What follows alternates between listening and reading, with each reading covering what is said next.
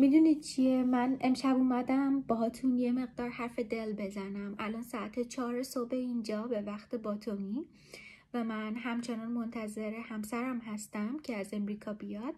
و الان به من تکست داد 4 صبح که بیبی من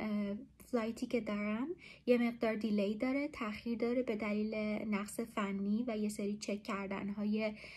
پلینی که توش هست و دل من هوری ریخت و من هر شب که اون پرواز داره و هر بار قراره که بیاد به سمت من تا صبح بیدارم و تا صبح دعا میخونم و شم رو شم میکنم و براش انرژی مثبت میفرستم. به علاوه این که هر بار میره لندن یه سری اتفاقات بر ما میفته، گوشیشو میدزدن، نمیدونم جت لگ شدنش، تفاوت‌های ساعتیمون، لانگ دیستنسمون و همه اینها که من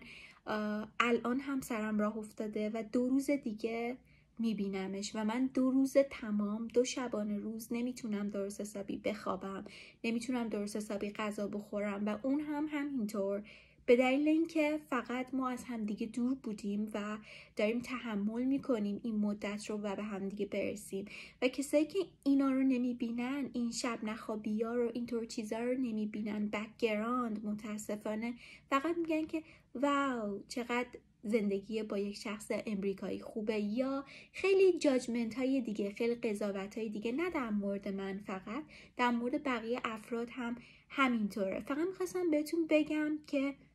کاشکی بشه که آدم ها رو خیلی راحت بهشون نگیم که مرفه یا خوشبخت یا خرشانس یا حالا هر چیز دیگه. میدونی بعضی وقتا این حرفا